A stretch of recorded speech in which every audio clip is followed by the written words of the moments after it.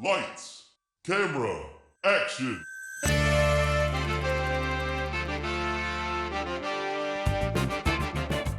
When a script is written that is so bad, no one will film it. These brave podcasters will bring it to life just so they can mock it. This is Table Reads. So the movie's kaput, which means your script ain't worth the buffalo shit on a nickel. Table Reads with Sean McBee, Jeff Lewis, and Joshua Baker. Hey everybody, welcome back to Corona Reads.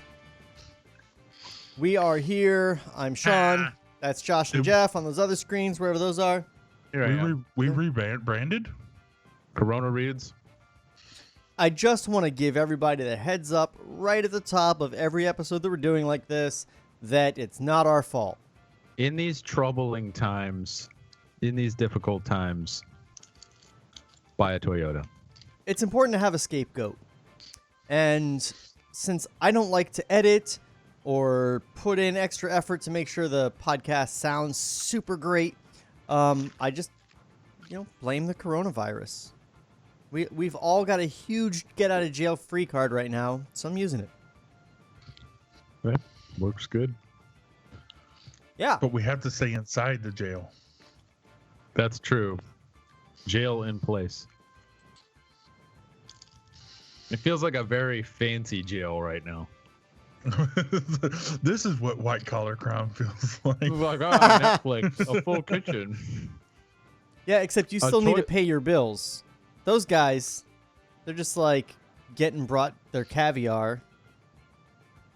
I miss caviar. I miss back when we were Table Reads. Back when we were Table Reads.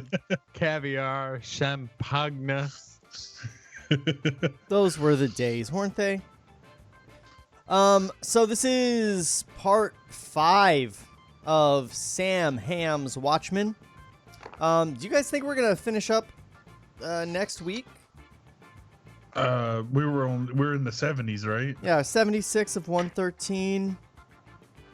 I hope so, because I only made 6 graphics. Like graphics for 6 episodes worth. I'm gonna start reading really slow. Let's just bang on it real hard. You could just repeat a graphic. Nobody will notice. Probably not. But you should make it noticeable. Or we just invert the colors. That's the joke. Previously on Table Reads. So after a fairly Manhattan-centric episode, we got a Manhattan-free episode that focused on the real reason we're all here, Rorschach. After being captured by the CTU, Rorschach is locked up with all the requisite face smashing. While he's under lock and key, we learn his early origins in the most cinematic way imaginable. They're read to us as bullet points by an overweight psychiatrist. Meanwhile, Dan can't get it up until Laurie is scared by an assassination attempt on Adrian Veidt. Then, rock hard! When we return to Rorschach, we're given a better look at the moment that Rorschach went full psycho. Fade in.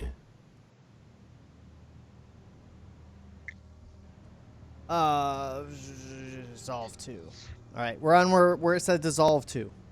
Yes, sir. Exterior, barn, toward dusk. A rural tree-lined area outside the city. A compact bubble car pulls up outside a big ramshackle barn and stops. Dreiberg gets out, goes to the padlocked doors, fumbles in his pocket for a key. After a moment, Laurie wanders up beside him. Enough is enough, Daniel. Exactly where are we? Memory Lane. He opens the padlock, ushers Laurie inside. Interior barn, a moment later.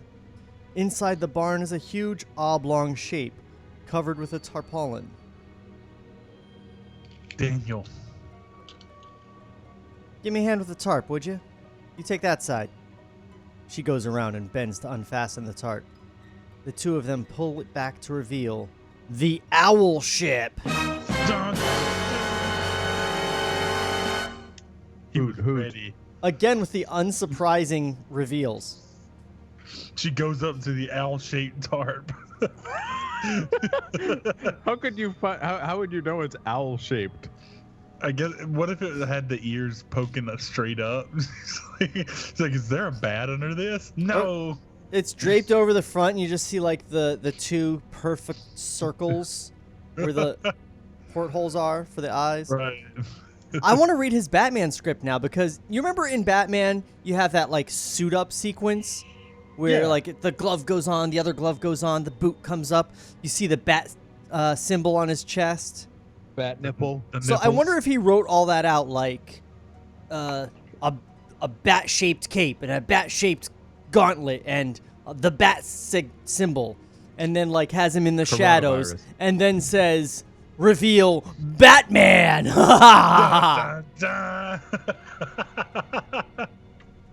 Because all his reveals are not reveals at all. Have you seen this new clown in town? He makes a lot of jokes. Oh, Who could that be? I wonder who this president could be. Al Pacino. More table reads lore. Yeah. The Owl Ship, Nite-Owl's high-tech hovercraft. It's a bit tarnished from years of disuse, but it's still an impressive sight. Dreiberg stands back to admire it. An impressed Laurie wanders around to join him, wearing an ear-to-ear grin. The Owl Ship. I can't believe it. I thought it was time for a routine maintenance check. Interior, the Owl Ship, that moment. The two of them enter. Dreiberg sits at the controls and turns the electrical systems, while Laurie wanders through the cabin, reliving days gone by.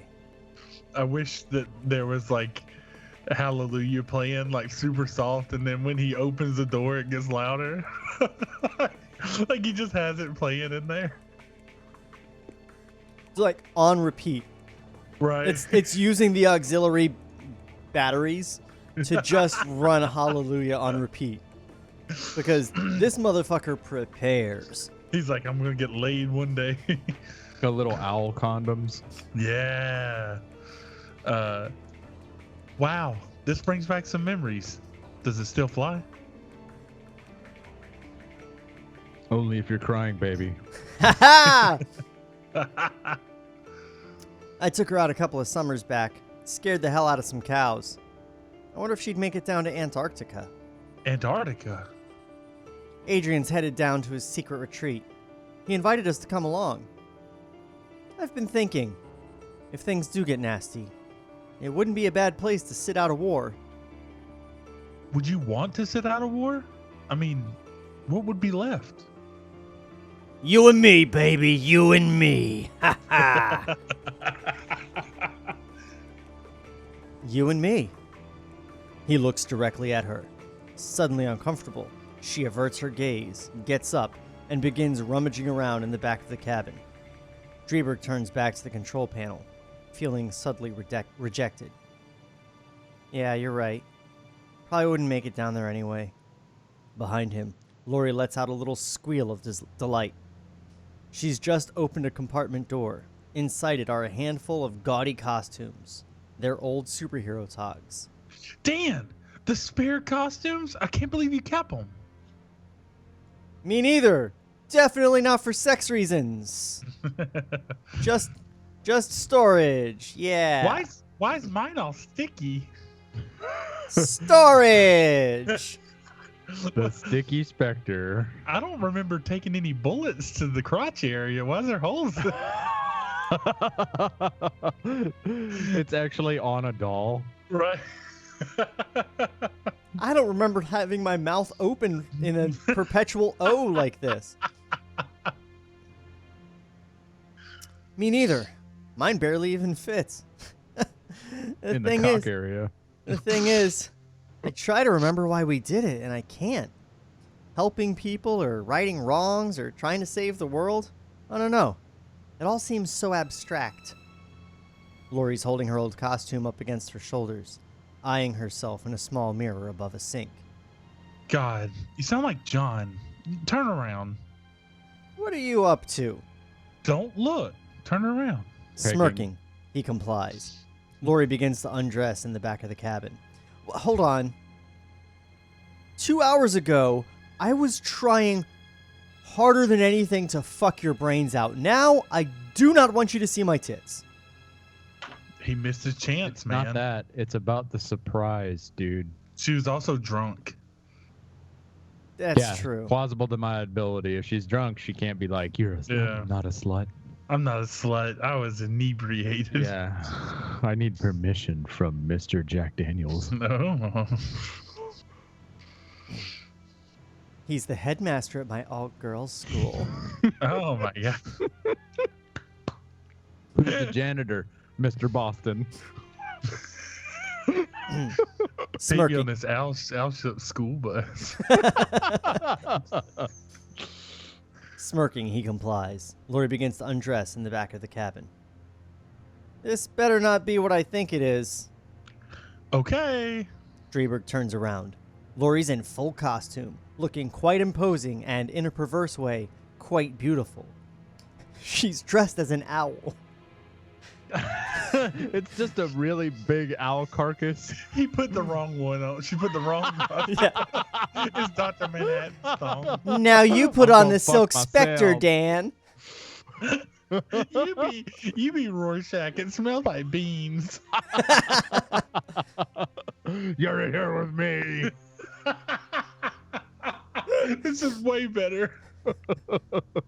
I like the fucked up kinky version of Watchmen.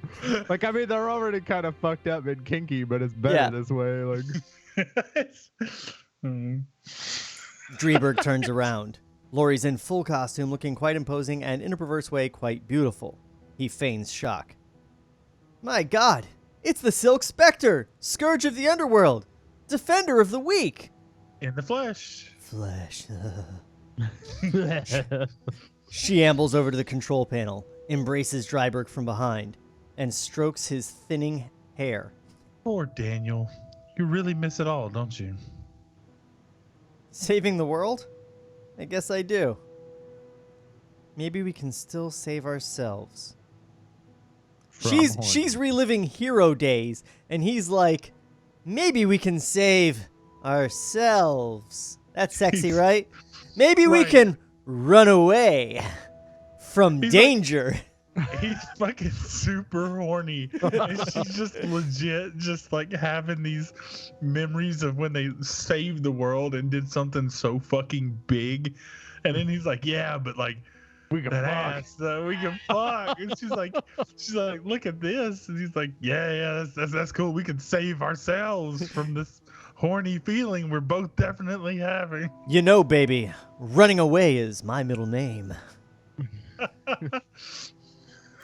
You know, there's two people on this owl ship that are horny without boners.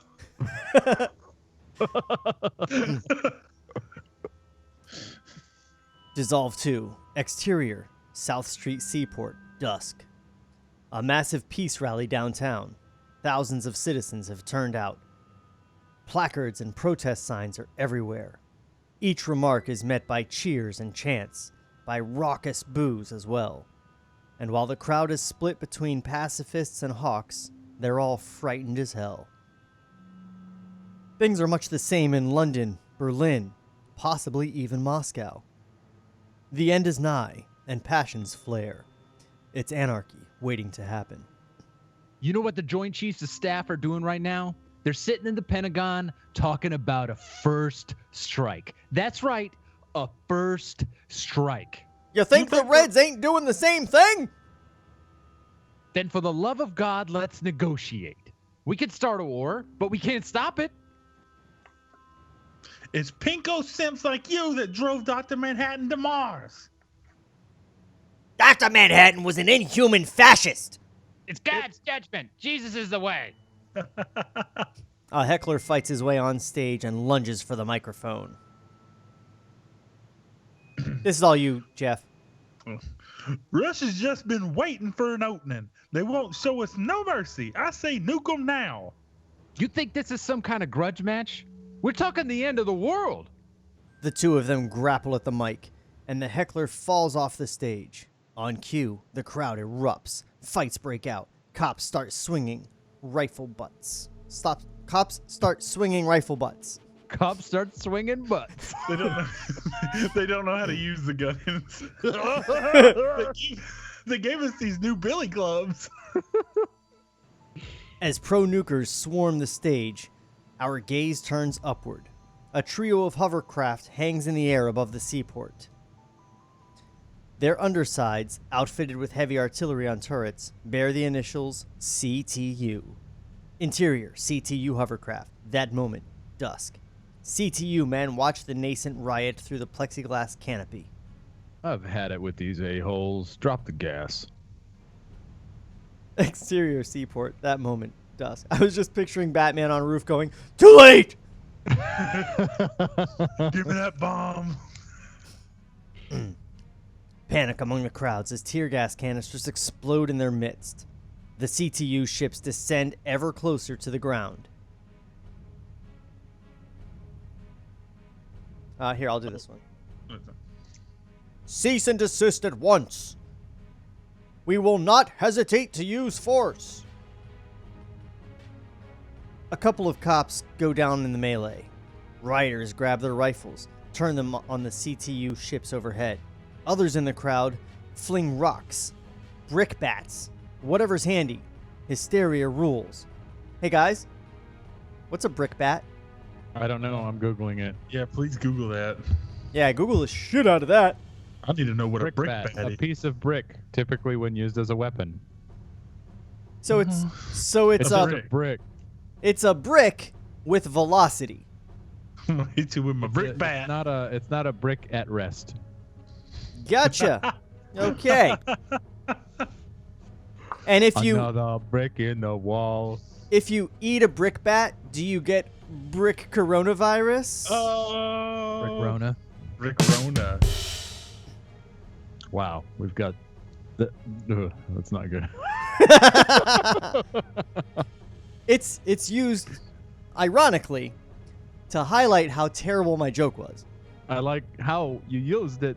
Ironically, Probably my favorite. what's a brick bat?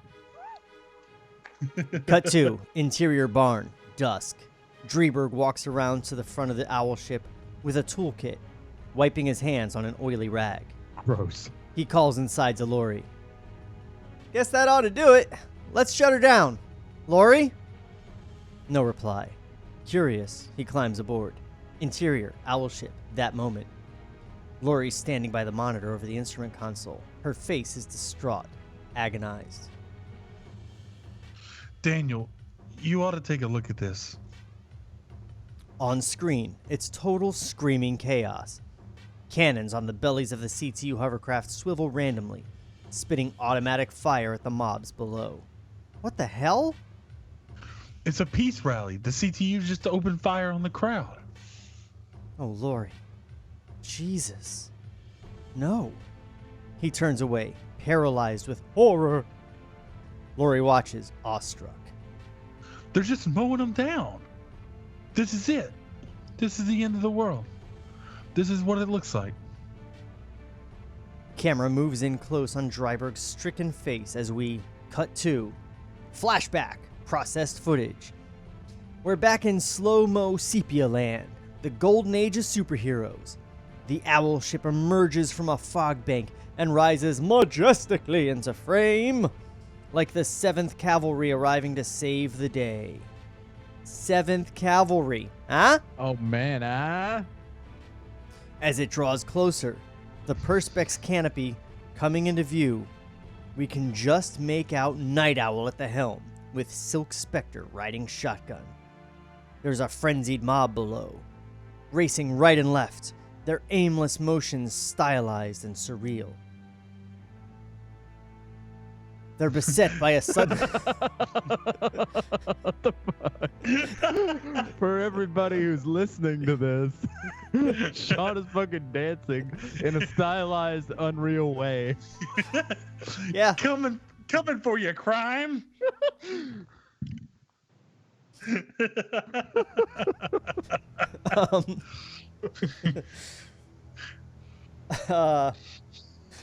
They're beset by a sudden windstorm as the owl ship's powerful blowers clear the tear gas from this fantasy equivalent of the seaport plaza. Faces turn skyward, fingers point, and suddenly, the footage we're watching undergoes a subtle transformation. Colors bleed in, sound comes up, the pace of the action quickens, and when we cut back to the ship overhead, we're in full color and real time. Aerial shot on Owl ship. Because the Owl ship is really there, and Hey, by... dude. Huh, what? I gotta stop you for a second. My fucking Audacity stopped working. Oh no! Are you recording this feed or no? I am. Okay. It just crashed on me. Okay, so I'm just gonna have to use the Skype channel. You'll have to use the Skype channel. I just restarted it, but it's at like 23 minutes, so... Okay. Did you lose what you had, or does it automatically save that file? I just started up and it's gone. Nothing came out of it. Excellent. So you'll have to use Skype for the first half and then Josh's good shit for the second half. Yes. And do you know who is to blame? Corona? Corona! I just had a hard blue screen of death, like while we were taking a break too, so... I saw that text. My computer's it's fucked Because up right now. Windows catches the coronavirus along with every other virus. It's true. It's those 5G towers. Don't. Sorry to Even- fuck up your flow, man. Yeah, you're fucking up my flow. My flow has been fucked. Unlike Drawberg's soft dick. I'm just gonna push it in there. You know, it's funny that he can't get it up, but yet the man who cares nothing about the world or his earthly pleasures got 3 erections at the beginning of this. I mean, he can manipulate matter with his mind, man. Dick be hard. So Dan was unable to get it up because it's been a while, and he's nervous. Lori, meanwhile, was ravenous for the dick because she was getting him 2-3 at a time. It's been like 4 hours since she got laid. Come she on. just wanted one regular dick, not 4 blue dicks. You don't even taste like a battery. This doesn't tingle at all. Go get that tingly shit. You got regular non-alkaline dick, and I don't like it. I need that nuclear dick. I need that lithium dick. Tape a 9-volt battery to your dick, then let me suck it. I was thinking about like the kinky version of this. It was like instead of Dr. Manhattan, it could be Dr. Woe Manhattan, and instead of it's a bitch, it's a lady, and she got so she got like little blue nipples and a big giant like 2-story blue vag. Or she still gives herself a dick. Because why not? Even better transgender with a huge blue dick and titties. just vaporizing people in Vietnam. I wonder if it's gonna hit hard enough on the fact that like the funny part about the fact that he couldn't get it up is because he had that fear and was nervous. Like the idea that Batman couldn't get it up in like a regular situation, like to prove out, because Nite-Owl was Batman, Right? but like, He's actually that was based on the cool Blue part of the Beetle. thing. Nite-Owl was? Yes. Oh, in your face, bitch! Rorschach's Oh, shit. Batman. Yeah, they were all Rorschach. based on Right, Charleston that's characters. Uh-huh. And that was the original thing. Dr. Manhattan was Captain Atom. Rorschach was the Question. Nite-Owl was Blue Beetle. And then DC, there are a couple other ones for Ozymandias and Silk Spectre that are like real deep cuts, and I can't remember their names. But the original plan was to use those characters because DC was licensing them from Charleston or had just bought them. And then DC was like, you know what? We want to put these characters in our books properly, so don't use them. But just, I mean, I'm guessing that's where this is going to go. But instead of the prison outbreak, they'll just stop. They'll kill some peaceful protesters and or the police. Yeah. Either way, at the end of this, someone's going to be hard. Yeah, Hopefully. it's me. I've got the owl suit all ready to go. Leonard Cohen queued up. Woohoo! Because the owl ship is really there. And by God, the Watchmen are back in action a quarter mile above the South Street seaport. By God. It says that in the directions. It says, by I God. saw that. He's just talking to himself at this point. Interior. He's like, nobody's going to fucking read this. Yeah. And I'll be goddamn if that bitch didn't pick up the vacuum cleaner. I'm trying to write. Like, he's just typing at it. Interior owl ship. That moment. The 3 CTU ships are now visible through the cockpit dome. Okay, Lori. Let's see if we've still got what it takes. That's his superhero voice. He's putting on the deepest voice he can. Let's see if I got what it takes. On the panel, a computer targeting device homes in on a CTU ship. Interior CTU hovercraft. That moment, a radar man stares at his console in puzzlement. Sir, we've got an odd blip off starboard. The ship rocks violently as a sudden explosion. Aerial shot on CTU hovercraft blows the cannon mount cleanly off its underside. The ruptured ship wobbles, trying to right itself, but to no avail. Jets sputtering, it lurches toward the harbor and slaps down hard against the water. Angle on crowd, pointing at the skies in disbelief. Look up there. Oh my God, it's... How long was this CTU ship bombing these fucking citizens that it got to the news? They saw it on the news. Right. And then they flew there and they're just still fucking going. I'll give you a hint. They had to bus in more protesters. Second wave of protesters, go. Get them in here. Get them in here. I think they're finally listening to reason. They're almost out of unreasonable bombs. The unreasonable bomb. See if stepping over the dead bodies of all their predecessors gives them any pause. Oh, the protesters union must have like real strong membership. They're just very good, like at being tactically minded. Oddly enough, for peaceful protesters, nah, they're gonna bomb that first wave. Though, how does a protesters union picket their job? Oh, what if they think that the protesting union is corrupt? Well, like, yeah, if the protesting union is, if whatever wherever your protest place is, and you're in the protesting union and you want to go on strike, you can't, because striking is protesting, and protesting makes you a scab if you're on strike. This is for the audience that's on the meta level of this episode. Sean just wrapped this scene into the whole crux of the story of who watches the Watchmen, but he did it with a fictional protesting organization. He's like, what if the protesters become corrupt? How do you protest? The Watchmen was created because the cops were corrupt, but who watches the people who were watching those? Who scabs the scabs? I love that Sean brought it around with a bit. That's fucking art, dude. It's just like Inception levels of Watchmen.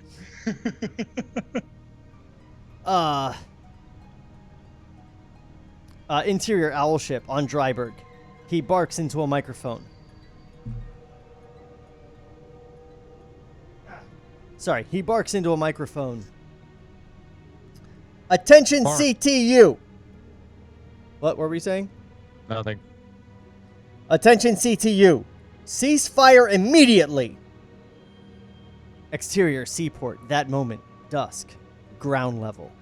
From the midst of the bewildered crowd, we watch as the owl ship and the CTU talk some serious trash. Or we'll blow your asses out of the sky! Unregistered craft, identify yourself. Baby, We're a blast from the past. Oh, I instantly regret saying that. You did so good with the speaker like that. That's what it should say is, baby, we're a blast from the past. Oh, I instantly regret saying that. That should be the line. They didn't cut it off. Like, damn, that was stupid. Yeah. Whoops. The crowd's in a frenzy. Most of them are taking it... Wait, what? Most of them are taking it on the lam. I thought that said 1 a.m. That's why I was confused. But a dozen hardy souls are standing stock still, transfixed by the strange sight overhead. Someone read this line. I'm not doing it. It's the Watchmen! Excitement ripples through the crowd as the CTU ships bob in the air, clumsily turning to face their attacker. Soon the ships are hanging immobile in midair, squaring off face to face. A Wild West showdown, except not at all. On the prows of all three craft, missile launchers rotate into position. Interior Owl ship. That moment, Dryberg with his hand poised on the throttle. We're gonna have to shave this one close. Lori's like, on it. I'm doing it already. Did. Stop moving the ship. Already did. An instant before the CTU rockets fire, Dryberg shoves the throttle full forward. Aerial shot on Owl ship. With a burst of flame, the Owl ship blasts off. The two rockets converge on the point where the Owl ship was hovering a millisecond before and collide. Boom. The Owl ship, meanwhile, hurtles forward, slicing directly between the two CTU ships. The crowd cheers. I really need some cheering on my soundboard. Yay. Yeah, the Monty Python one. As they're holding their friends in their arms, dying, they're just like, yay! The Watchmen saved some of us. Has anyone seen my leg? Oh Jesus, this line. I feel like it's a typo. Like it must mean Lori. Dryberg rides the joystick.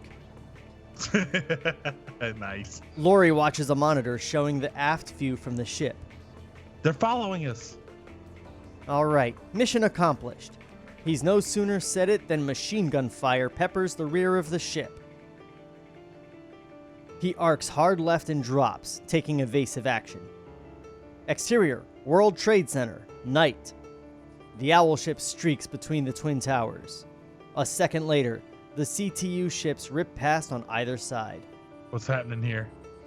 It's a very sensitive subject. Tread lightly there, movie.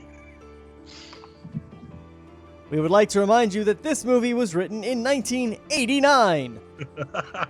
They fly right past the CDC. Oh, no. COVID-89. Exterior street, night. Astonished pedestrians gape at the bizarre dogfight above them.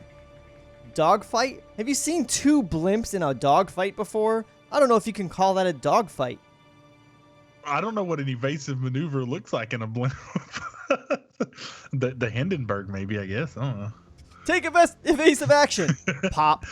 Pop. Astonished. Oh, boy.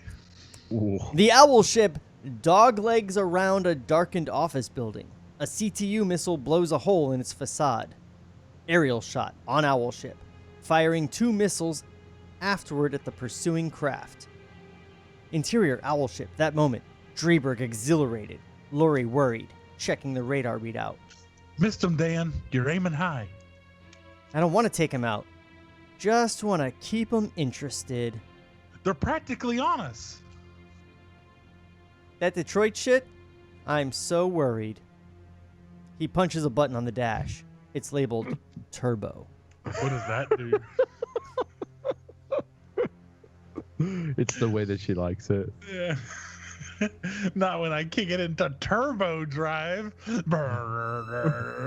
This turns on the third fan.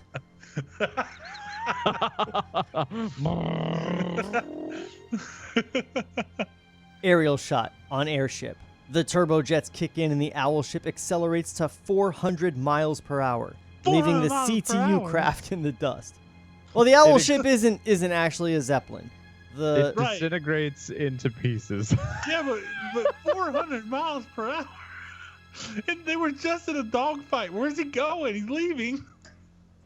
He's bringing them Just away. keeping them interested. Now that they're 25 feet away from the people they were murdering, we can safely assume that they'll just follow us for however long. Like they're Pepe Le Pew. They're not in a hurry. They're just going to cruise behind us at 6 miles an hour as we zoom off into the horizon. Yeah, it's like, I need to drag him away from the site and keep him interested in it. She's like, they're closing in on us, Dan. He's like, well, I ain't no pussy. And he fucking hits the turbo button. They ain't catching me, goddammit. It's like, you're forgetting the reason that you were coming out here. Running away is my middle name. They'll never catch us. It's like, no, the point was to catch us. Exterior Holland Tunnel, night. A line of traffic enters the tunnel. The owl ship swoops suddenly and, just clearing the arch, enters above them. A moment later, the lead CTU ship tries to follow. Bad move. How? These are basically blimps. Did he try and go? Because he obviously couldn't go 400 miles per hour. He was just like, How is he's it like, anywhere "Go near 400." them? It can't be.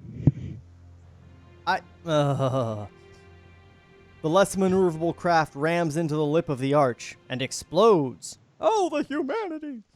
The second CTU ship hurtles toward a similar fate. But at the last moment, retro jets blasting at full force, it manages to stop itself. It backs up slightly, edges up over the tunnel, and settles for the airborne route. Interior, Holland Tunnel, a moment later. The owl ship zooms through the tunnel, mere feet above the tops of the cars. Horns honk, brakes screech. There's an oversized truck directly in its path. The owl ship nudges up slightly and clears the truck by inches, throwing off sparks against the roof of the tunnel. Interior owl ship, that moment. The end of the tunnel is coming up fast. Fog blowers on. Activate radar shields. Exterior, He's- Holland. He's threading a fucking tunnel at 400 miles per hour? What the fuck? That'll get his dick hard. Your margin of error is so low. Also, Whatever. I think part of him is like, God damn it, I'm gonna ram some fucking tunnel tonight. Oh, I need to go in reverse. Nope, back in. I feel like whoever wrote this just wrote a number. He's like, 400 is pretty fucking fast. I'm just going to put that there, not really knowing how fast 400 miles per hour is. That seems right. He's faster than my car. That actually reminds me, I worked at a film festival years back, and we had Patrick Stewart as a guest, and he did a little talking with the audience, and someone asked him some Star Trek question, of course, because fucking nerds. And he goes, you know, I've never had much interest in sci-fi, and I couldn't even tell you what I was saying most of the time. I don't even know what warp speed is. I only know you can't do it on the highway. I feel like Gene Roddenberry wrote that line for him, and he's just been holding on to it. Yeah. Since then, he's like, I'm just going to say this for the next, until I die. Engage. I've been holding on to this line, saving it, savoring it, just for the Sarasota Film Festival. True thespians will understand my That's humor. pretty fucking cool, though. Like, I love Patrick Stewart, man. Piece 2's the greatest. I would love to just meet him and mention everything but Star Trek. And then when somebody asks a question, like, why you ask him that? Just pretend you didn't know he's from Star Trek. Be like, You were in "This is Star Patrick- Trek? This is Patrick Stewart from the Green Room." Like, So I actually did that to William H. Macy at that same film festival. I was talking to him, and all these people kept coming up and like saying how much they loved his latest movie, whatever. And after like the 5th person walked away, you know, saying how great that one movie was, I was like, yo, man, you were great in Enter the Dragon. You were the bomb in Phantoms, yo. You were the best cuck in Boogie Nights that I've ever met. Did you really kill yourself in that movie? Also, how are your kids doing in school, by the way? Blah. That's real topical. I don't know where we are, dudes. We're in the 181. Oh, right at the top of the page. Yeah. The owl ship emerges from the tunnel and noses upward at an almost vertical angle, spewing dense clouds of billowing fog in its wake. A few seconds later, the lone remaining CTU ship arrives, but seeing only fog and no trace of the owl ship, it pushes forward on a horizontal course and disappears into the darkness beyond the water. Interior, owl ship. A moment later, night. They're in the middle of a cloud bank. Dreiberg is wearing a look of intense satisfaction as Lori nervously checks the radar. Lori. We lost him. He flashes her a smug little smile. Laughing uncontrollably, she shakes her head and buries her face in her hands. Oh, Daniel, we're in deep shit now. Table Reads will return after this brief word from our sponsors. What's up, docs and docettes? Trevor Thompson, the self-appointed Looney Tunes critic here, and if you like old cartoons and watching online reviewers dissect them, then you probably said the same thing I did about 2 years ago. Hey, what the fuck? Here, watch your language, you bud. Every Saturday morning, I do a brand new commentary of a Warner Brothers short. All throughout the month, I do video essays examining the history of these cartoons. Catch my videos on youtube.com/FerrisWheelhouse2, or just use the hashtag LooneyTunesCritic. And now, here's Eric Bauza, the new voice of Bugs Bunny. You've been listening to the Looney Tunes critic. Ain't he a stinker? Lights, camera, action. So the movie's kaput, which means your script ain't worth the buffalo shit on a nickel. Now, back to Table Reads. Guys, you don't want to know what we talk about on the break. It's harmless fun. Pool noodles. Pool noodles, yeah. Pool noodles The are things important. you can do with a pool noodle. Whether you're a man or a woman. Or a woman. Yeah. All right, guys. I am flagging. I want to power through this, so let's get back in there. Here we go. Fade in. Interior, prison mess hall, night. The usual assortment of jailbirds lined up with trays in the serving line. A prison trustee in hospital orderly whites enters the hall and falls in line at the end of the line. Falls in at the end of the line. I invented a line. He nudges the con in front of him. Just left the infirmary. Lost Otis about 20 minutes ago. The con nods and whispers to the man in front of him. The news goes through the serving line like wildfire. Within a matter of seconds, it's reached the jailbird at the front of the line, a Hulk named T-Bone. I really want T-Bone to go, what? There's biscuits in the toilets? What? Because, like, you know, phone line? I'm glad you I talked love Jeff's through it. face. He's like, what the fuck is he talking about? I'm glad he walked me through it. I wouldn't want to say anything. I was like, go on. Oh, that's I good. mean, I'll do whatever you want, boss. Like, You know, like, have you guys seen Johnny Dangerously? Yeah. no. Oh my god. It's an airplane style movie, but set in like the 1930s. It's like a gangster airplane, like Zucker spoofy movie with Michael Keaton, and it's hilarious and you should watch it. And that's all. Also Joe Piscopo. Nice plug. Getting that Keaton money. This podcast sponsored by Michael Keaton. Michael Keaton would like you to know he is still around. I'm still here and I'm still healthy. Uh, Wait, is this? Oh, just Otis went down. T-Bone nods and carries his tray to a nearby table, where a cadre of 6 enormous thugs are munching away.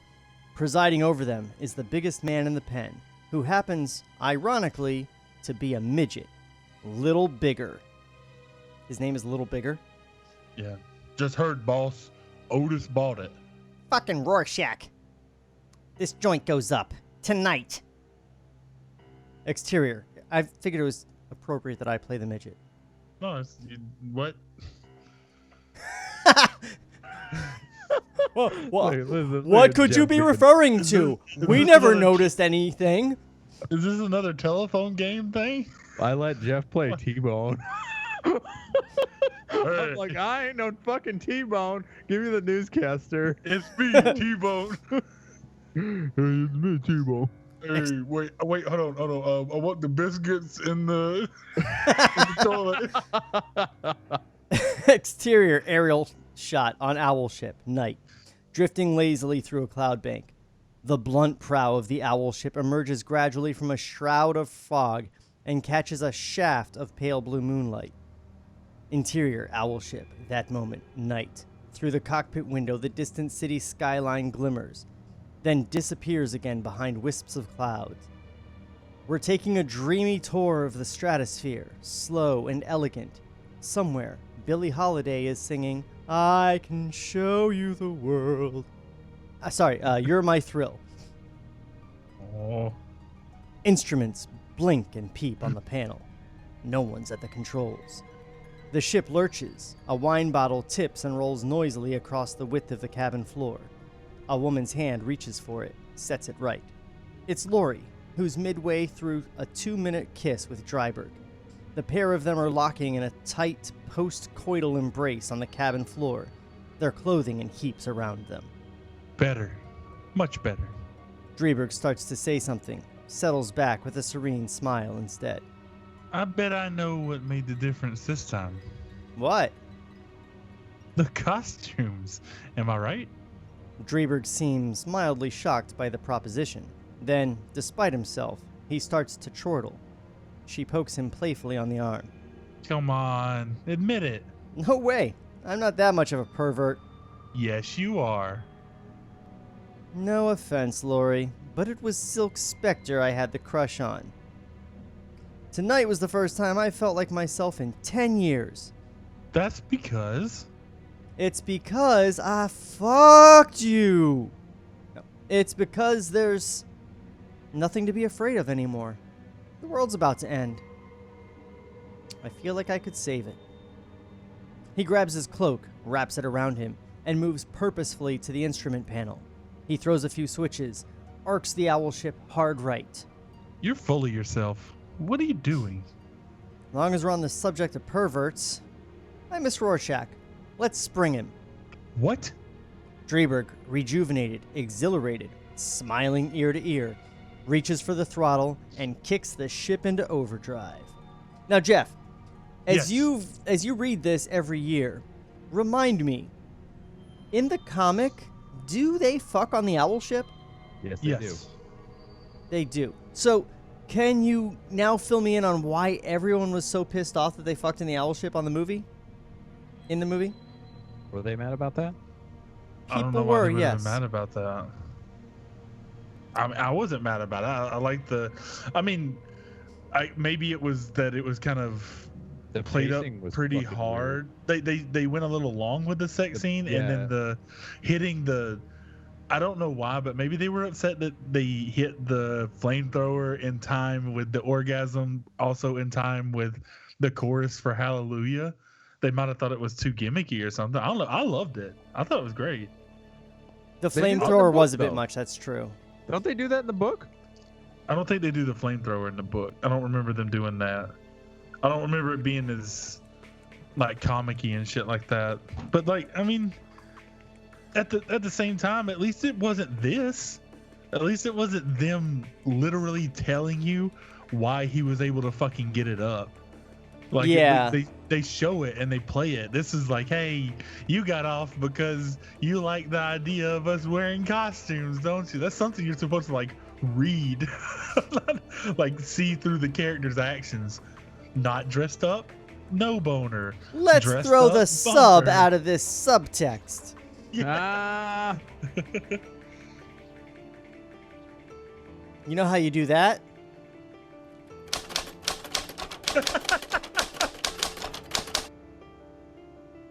No one will be confused by my script. so I'm looking at the scene right now in the book, and they're like, "Did the costumes make it good, Dan?" Yeah. I guess the costumes had something to do with it. Oh, so Alan Moore called it out too. Yeah, he calls it out right there. Shit, I hate that. I don't remember that. Well, I guess you need to read it again. Yeah, read it again, Yeah, bitch. it's downstairs. I'll do that. But yeah, no, I like the fucking idea of just having it kind of more for like the violence and shit like that. I guess that's one of the things the movie kind of did a little better. Yeah, I mean, it's pretty obvious.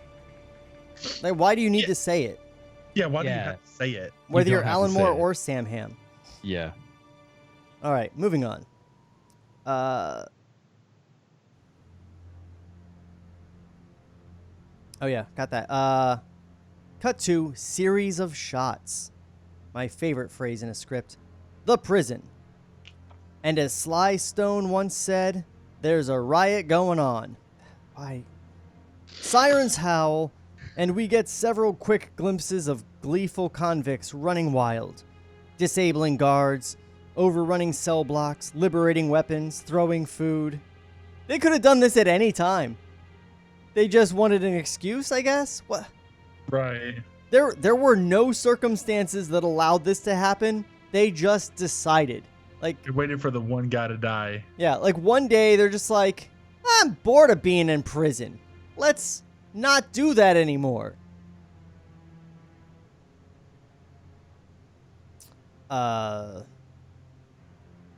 Throwing food. Of course, they have a food fight in the prison breakout, whatever. Dreberg and Laurie, interior owl ship, that moment. Dreberg and Laurie back in full costume. Dreberg's eyes are riveted to a monitor over the controls. I think we're just a trifle late. Jesus, Dan. Out of the frying pan.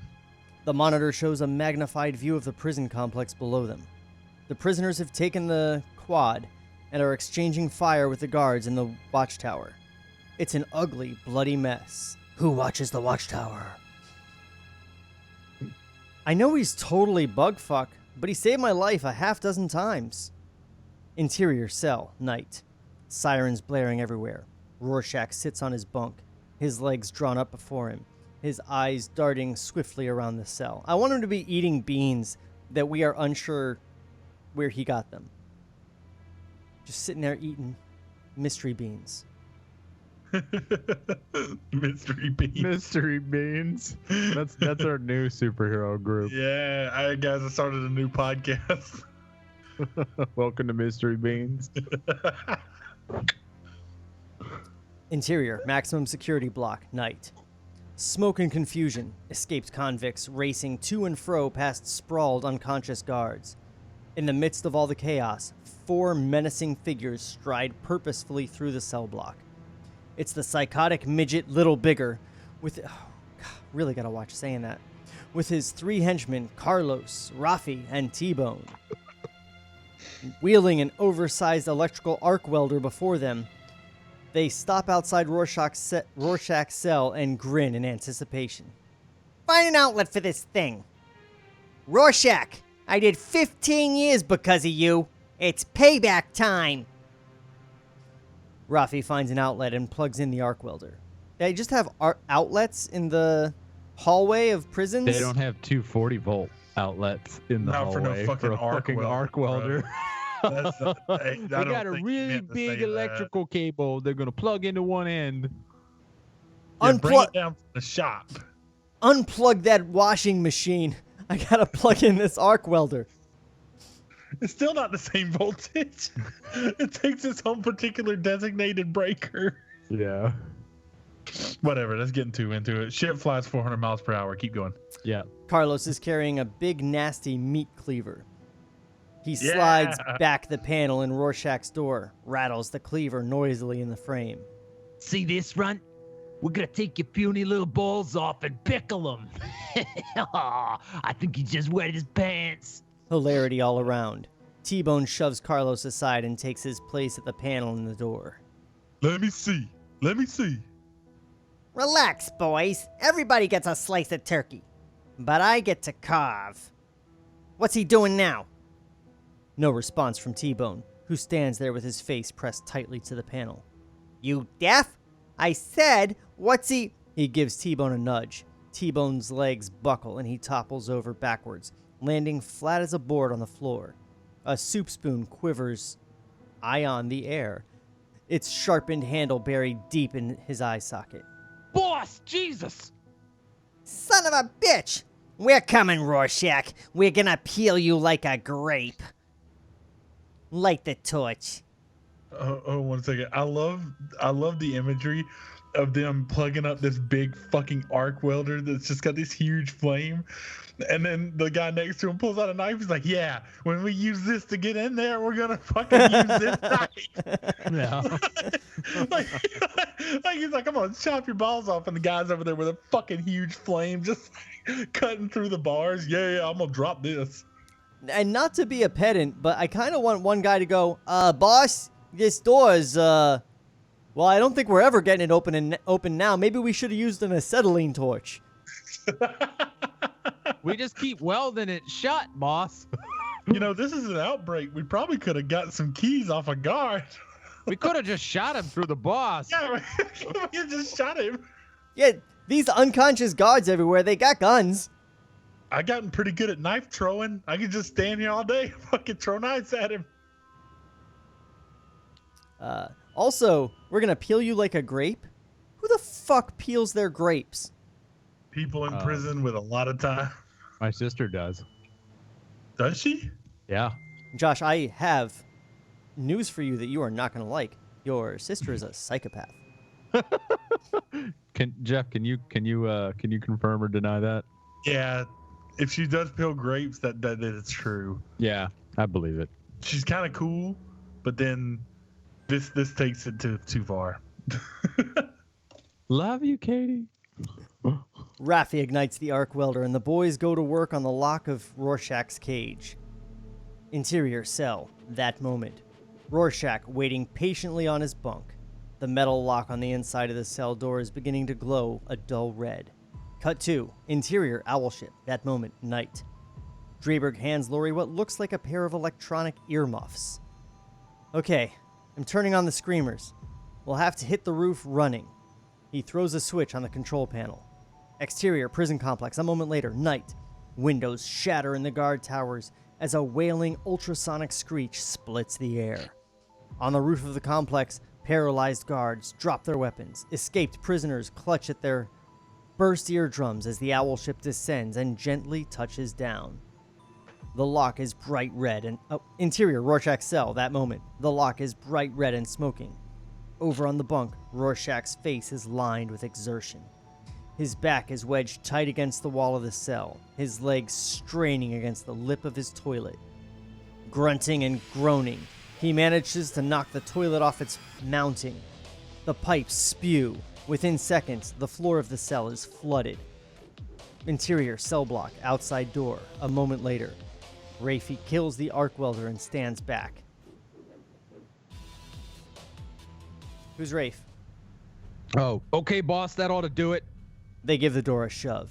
It swings inward, and gallons of water come gushing out. Little Bigger steps back in disgust. What the?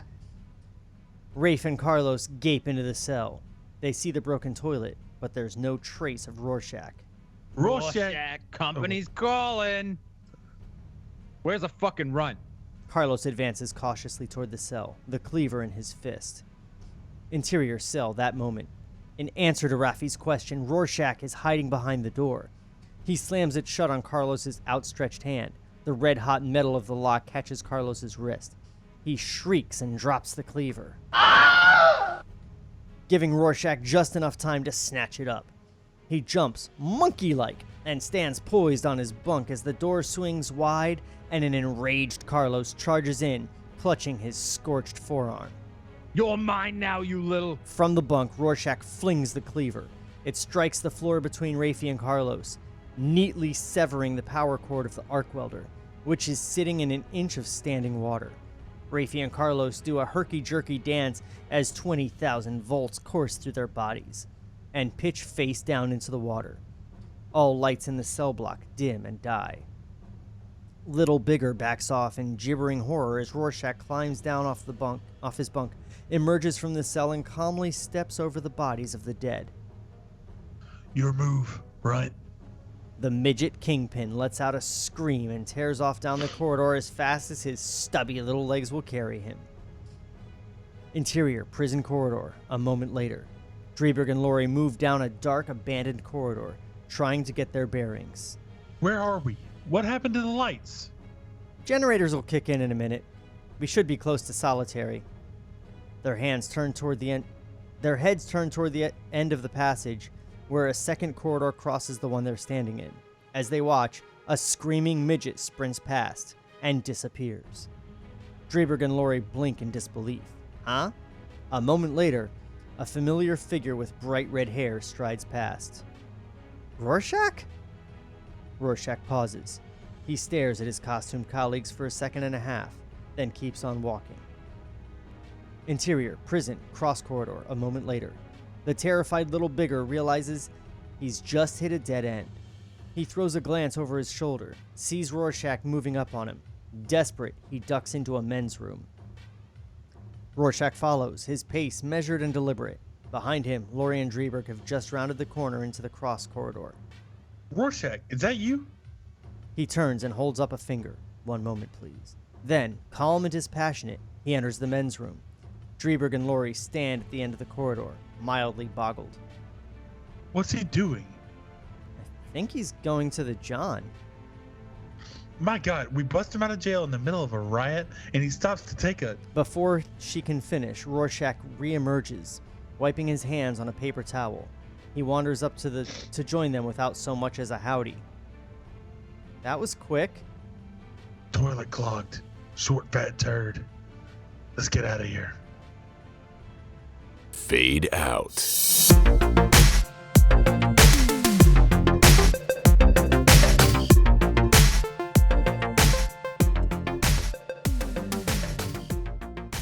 I don't know, that seemed like a good place, right?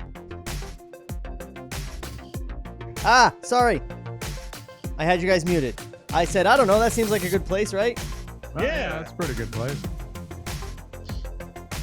So, Jeff. Yes. You're the Watchmen aficionado here. What are you thinking so far? You can get me fucking roasted. Once again, this is my thoughts haven't really changed too much. This is Watchmen light.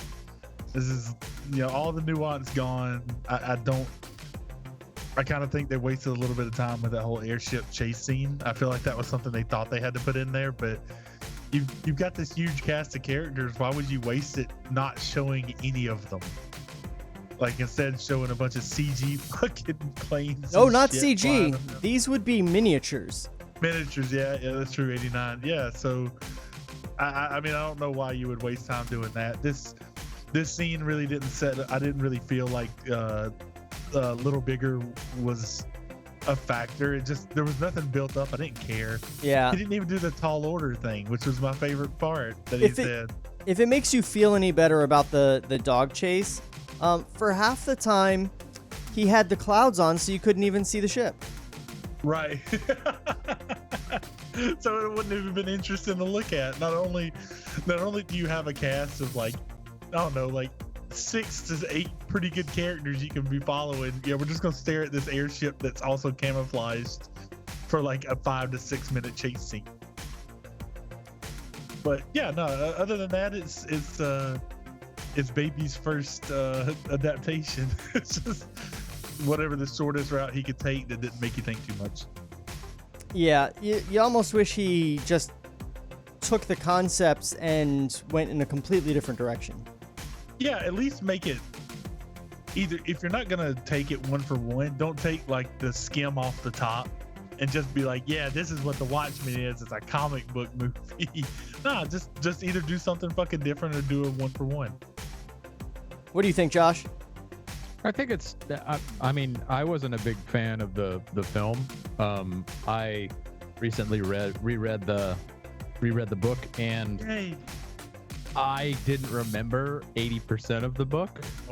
So like it's been a minute. So since I read the book, after our first episode, I reread the book, and now that we're here, it doesn't feel that light to me. It feels, a lot of it is kind of like a facsimile. It feels like a little bit of a facsimile, but it loses the magic a little bit in between the book and like a script. So I think if they were to put this to film, it might turn out pretty good, but it would depend on how they did it. So it's almost like when you see a painting that one of Da Vinci's students did that's the same as one of Da Vinci's paintings, and you're like, I can see that it's the same thing, but it just is missing that thing. Yeah. I mean, that's a good way to put it. Reading it, we're not really shitting on it too much. It definitely wouldn't have been on like a top 10 worst superhero movies made. Yeah. Like it wouldn't break that. It'd just be like a really cool version, and then we might not have gotten Zack Snyder's version of it. So it might have just been stuck in 1989 and not introduced new people to it. If you attach this script to a really awesome team, a great director, producer, get some good actors. Terry Gilliam. Yeah. That's who was gonna direct it. Yeah. Because you could take out, because a good director would see it as a character drama. If they read the book along with this, they'd be like, okay, yeah, so not we're gonna about take out comic some book characters. bullshit. Yeah. But they need to be like okay with like fucking with something in 1989 that hadn't really been done a lot, but like fucking with how time works in a movie. Like the Dr. Manhattan stuff that's super hard for someone without vision to be like, all right, how do I show someone seeing past, present, future all at one time, and how do I like make that overwhelming to a human? Yeah. The other thing is that Watchmen is such a like perversion of the entire superhero genre that it doesn't work unless you're familiar with the superhero genre. Like this shouldn't be what introduces anyone to comics, because you don't know the tropes at that point. Yeah. Right. And so this movie in 1989, the world wasn't ready for it. It wouldn't have landed even if he were making that sort of new take on superheroes that this script is sorely missing, honestly, that was in the book. Because all we had at that point was some Superman movies that were so far in the past that nobody was thinking about them anymore, and one Batman movie. That's really all he had to go on. But, you know, by the time Zack Snyder's Watchmen came out, we had plenty of superhero movies, and we were steeped in that whole thing, so you could turn it on its head. Because a large part of the book is that showing that the reason these people did it, there was, the Minutemen, like when they're talking about under the hood, like he was even doing it just because he liked to work out and he liked to punch people. Like, and then half of them were in it for fame. They wanted publicity. Then others were in it for a fetish. Like nobody was actually doing it for good reasons. They were all being a hero for selfish reasons, and that's what it tried to highlight. Yeah, because good people join the police force. Right. Like you want to be a good guy, be a fucking cop, right? Or the army or something. You know, you don't a firefighter or an EMT. Yeah. You don't have to dress in skin-tight latex and go out and punch people in back alleys. And you're like, I'm doing the world so much good. Which is what I love about Batman. He definitely plays by the rules. Because, I mean, he's got billions of dollars in which he can actually change society. And instead, he's like, I'm gonna punch this city better. And that's and you're absolutely right. Nobody was looking at it in the mainstream in 1989. No one looked at Batman on the screen and was like, that's a man with mental issues. Like, that's a 6'5" man in a latex bat suit running around punching clowns. We need to get this guy some help. They definitely were not saying that about Michael Keaton. So, Josh, promote yourself. You can check me out, joshuajbaker.com. I've been doing a lot of film work prior to the coronavirus. After that, I've been doing some real estate work and a little bit of product work. You can reach out to me at Josh, Josh, at JoshuaJBaker.com. Holla at me. And for all your table reads needs, do hit tablereadspodcast.com. We also have a link tree, which is linktr.ee/tablereads. And hey, I have a new podcast that sadly doesn't have these guys, but it is about the new CW DC Universe TV show Stargirl. It is the most informative deep dive of the Stargirl show that you can imagine, if that's your thing. So check that out, stargirlaftershow.com. That's going to be it for us today. We will see you next week with maybe the conclusion, do you think? Yeah, absolutely the conclusion. We got 23 pages left. Yeah, we got this. Oh yeah, that's one more episode for sure. Yeah, so next week we will wrap up the Watchmen, and until then, we will miss you. Oh, it's a boy. This podcast was created by Sean McBee. For more, visit TableReadsPodcast.com. Cut to black.